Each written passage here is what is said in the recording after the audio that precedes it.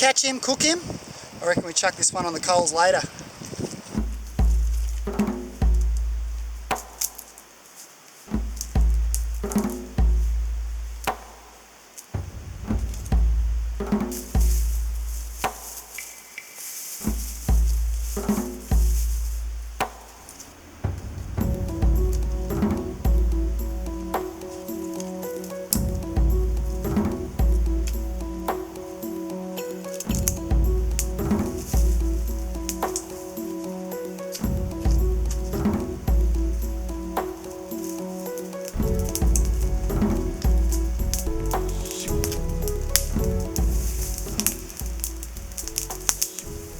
So build the teepee first, then put all your kindling down in a little hole at the back, light it from a couple of different points.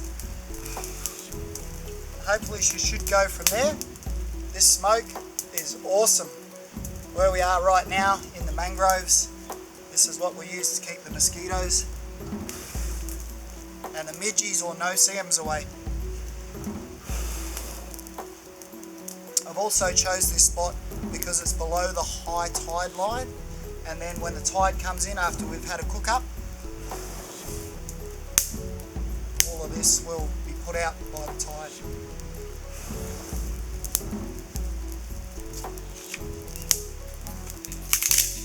So first thing we want to do is get some coals going.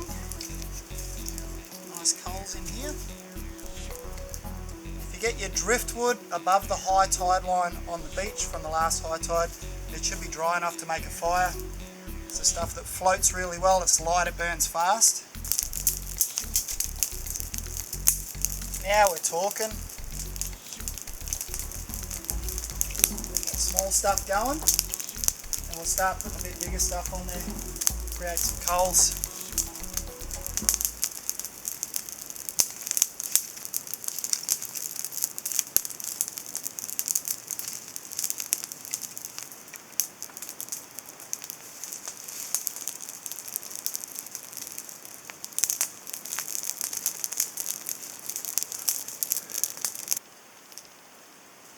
Alrighty, got some coals nice and prepped now.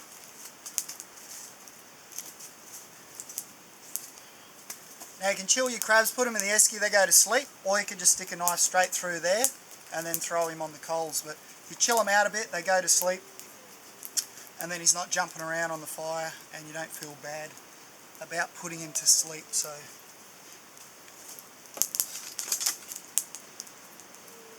what we want to do now is we don't want to have too many flames. We just want to build this up sort of nice and high.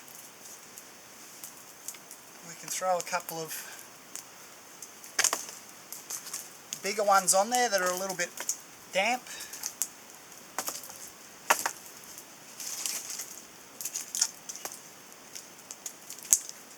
And then what we want to do is we don't want to cook him right in the flames, we want to cook him just over the coals. If he's right on the flames, his shell's going to burn and he's not going to cook as good. So we'll prop him up nice and high. We'll sit him up like so. Now the top of the shell we place down, and what he'll do is he'll cook in all his juices. I've left the shell on. You can take the shell off and pull him all apart, but cooking on the fire it's best to leave them whole, and then later on I'll show you can just pull off the legs and pull the meat out in one go basically. You don't have to get right into the guts and stuff of it. And obviously the claws are the thickest, so they're going to take the longest to cook. So when the claws are ready, that's when the rest of the crabs are ready.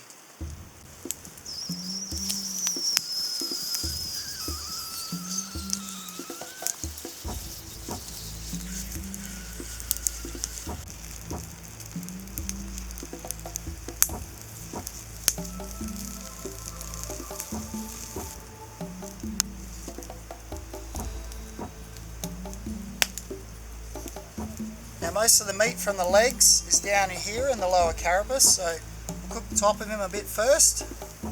You can see all that juice coming out, that's all the good stuff in there.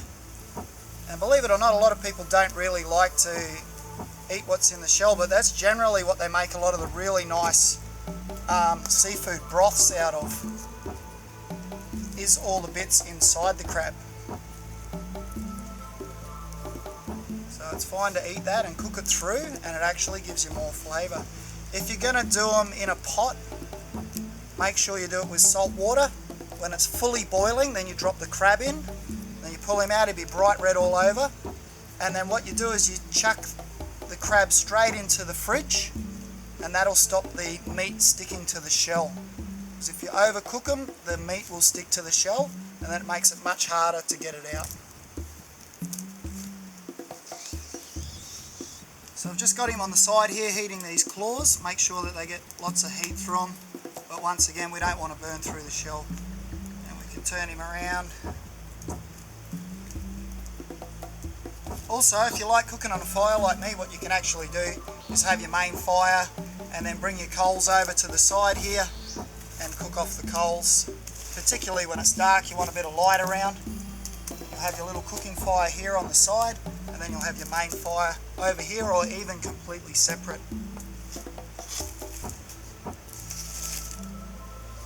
You want to keep turning it every 30 or 40 seconds. You don't want the shell to burn too much. Unfortunately, you're going to lose a couple of the ends of the legs, but most of the good stuff's in the claws and the body. Of course, you could have a rack and just hang it off a rack. You could even do a little tripod with a coat hanger in the middle and hang him up there and sit him up about this sort of height. That will take a bit longer, but it's beautiful to get that nice wood, get that sort of smoky smell going through them. Oh, mud crab, one of my favourites.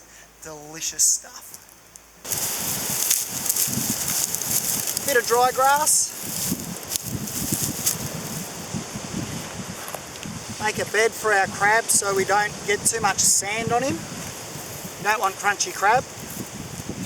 What we do is with the legs, grab the leg by the base here, and we just, hello, we've got a visitor. We just snap that off and pull it out quite slowly. What are you doing? Dingoes around these parts. And we wiggle it, and hopefully that meat should come out with that. If it doesn't, you can always get into that later. But this is what we want to get into. Claw here, we bust that off. That lovely meat comes out with it.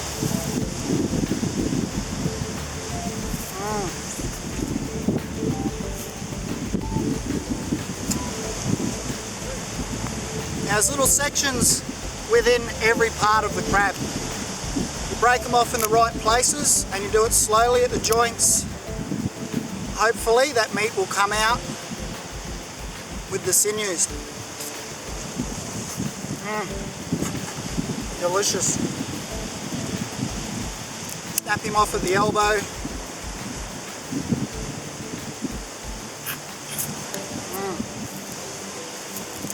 Loosen the claw up a bit. And what we do is we snap that side to side. A lot of juice comes out. Wiggle it. Oh, look at that. Delicious. It gets a bit messy. The best way to eat them is on a big tarp on the back lawn with a hose. And once you get all dirty and eat lots of crab, you can just hose yourselves off. Claw's pretty sharp, back of the knife, bit of a crack there, crack there. Pull him apart slowly, you can see all that lovely stuff in the back. That's what we want to scoop on out, get that lovely meat.